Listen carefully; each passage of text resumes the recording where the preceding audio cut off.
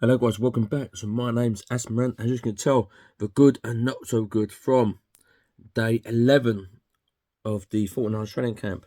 And as you can tell, the good and not so good from day 11 of training camp. Trey Lance has his best day yet.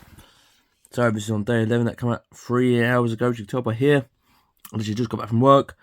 I'm doing it from mobile, so let's go for it. So there's a Clara. Here we go. Here's who stood out on day 11 of the 49ers training camp. Keep in mind, the 49ers were pads, and all 11 starters were on the offensive practice, while the defense sat Emmanuel Mosley for the entire practice and Javanis Ward for the most of the practice, which means the offensive dominated. Here we go. So here we go. Quarterback Trey Lance on the good books. Had by far his best practice camp. Completed 13 to 17 passes, threw no interceptions and scored 3 touchdowns. A 10-yard touchdown pass to Deebo Samuel, a 10-yard touchdown scramble, and a 65-yard touchdown run on his own red play. On the long touchdown, Lance kept going, speed like a boulder rolling downhill. No one could catch him. He's faster than he should last year during the regular season. Today he scrambles he had scrambles that would for 8 yards, 9 touchdowns, and 10 yards. And he also had quarterback designed runs that went for a negative 2 yards, 5 yards, and 65 yards. He's an extremely dangerous runner, and he's underrated passer too. His best throw of the day came on 3rd and 22 when he stepped up in the pocket, scrambled to his right, came calmly, fired across the middle to Brandon Ayuk for 25 yards. That's the kind of play Jimmy Garoppolo never would have even accepted. Kyle Shanahan reportedly could call a screen pass for Garoppolo on the 3rd and 22, but not for Lance. Shanahan trusts him to make a play. Lance's worst throw was on the 4th and goal from 1. Shanahan called sprint right option, and Jalen Jennings was open, running to the play on, but Lance threw the ball slightly behind him, and Samuel Wilmot broke it up.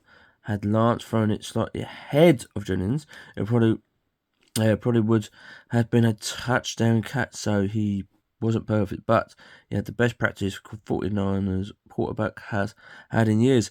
That's decent then. So he's on the good books. Wide receiver Deebo Samuel caught 2 passes from Lance, a 10-yard touchdown in the red zone, and a 15-yard catch near the sideline of play action. They're finally developing the chemistry that couldn't develop when Samuel wasn't practicing. 3. Wide receiver Jalen Jennings dropped a pass which it is a daily routine, but made up for his mistake by making an 11-yard catch on 2nd and 2, as well as a 25-yard catch on the 3rd and 7th. This morning, Kyle Shanahan's and Seta Jennings is a late starter. I see what he means. Jennings was terrible last week, but he is excellent today. Okie dokie. Running back Eli Mitchell caught a check down pass that Lance fired a few feet over his head.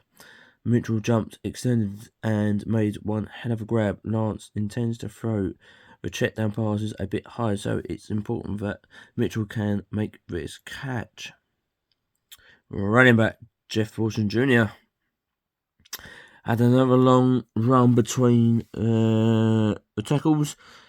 Made something he does every day. He's cleared the best second running back on the team after Mitchell. 6. Running back Jordan Mason had a 25-yard run between the tackles while playing for the secondary's string offensive. It's hard to judge running back in camp when there's no tackling, but Mason has been the 3rd best running back in practice after Mitchell Wilson. Number 7, offensive tackle Jordan Mills won all of his preps yet again during one-on-one pass rusher teams Mills has been on the team just a few days already.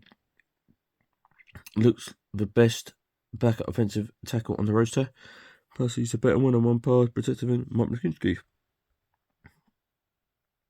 Defensive tackle Javon Kinlaw took 2 reps during one-on-ones and twice beat Aaron Banks. More on him in a minute.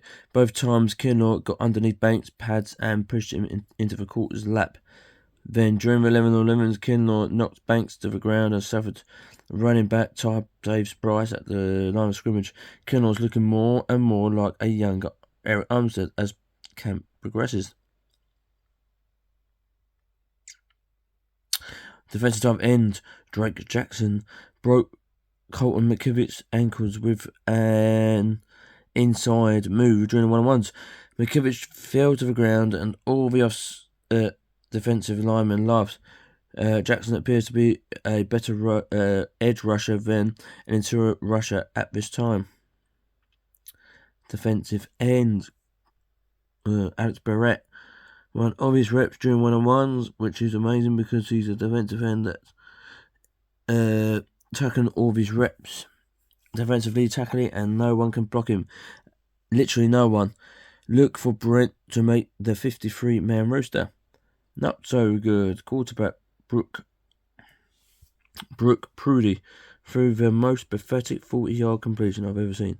Malik Turner was wide open running down the right side.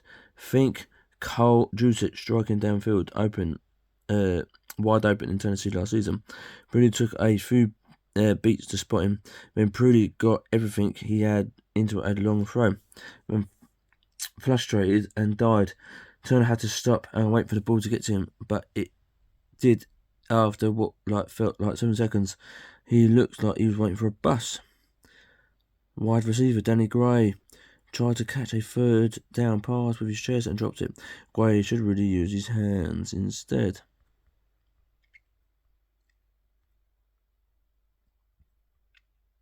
Number 2 wide receiver Danny Gray tried to catch a 3rd down pass with his chest and dropped it. Gary really should use his hands instead. All the backup tight ends, none of them have potential to become starters one day. They're all slow backups, which means George Kittle has to play most of the snaps during the regular season, which leads to injuries for him.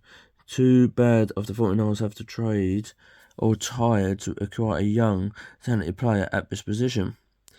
Guard Aaron Banks is the weakest big offensive lineman I've ever seen. He looks like Mike Input, but he plays like Mike Protection in the same sense that he hasn't held his ground against anyone. He can get his hands on a defensive line, but can't anchor, which is a major problem. Rookies Spencer Burfield and Jason Pope anchor better than Banks right now. Nick Zurich, terrible in pass protection, but be the worst player on the team. Probably he will get cut and placed on the practice squad. Center Daniel Broski lost all his reps during one-on-ones. Brinsky to have registered. Jake Brundle is clearly the better option at the center. Defensive tackle Justin Skull lost his reps during one-on-ones. Couldn't even get his hands on defensive linemen to block them. Lost honestly a few times. Probably won't make the team. Number 8 cornerback Ambry Thomas almost broke up the pass but gave up a touchdown catch instead. Cornerback Emmanuel Mosley sat out his 2nd straight practice with an undisclosed injury. The 49ers will be in trouble if he misses time. So, literally, Trey Lance still looks good, but still has a problem keeping the accuracy longer and everything else. But he looks good. He's in the good books. Debo Samuel should be there. Jalen Jennings should be there. Eli Mitchell, Jeff Wilson Jr. They should be there. But to say that Brooke Purdy could be QB2, could be 3. Wide receiver Danny Gray should be in there. All the backup tight ends are crap. That's not good. Guard Aaron Banks needs to step up his game. Other than that, Ambry Thomas, Emmanuel Mosley, always the same. But here we go. Guys, thank you much for watching. Thank you very much for the 471 subscribers. Really I appreciate you guys subscribe. If you're new, subscribe. Check out the training. And I've got more 49ers news and NFL news along the way. So guys, very much for watching, and I'll see you guys on my next video.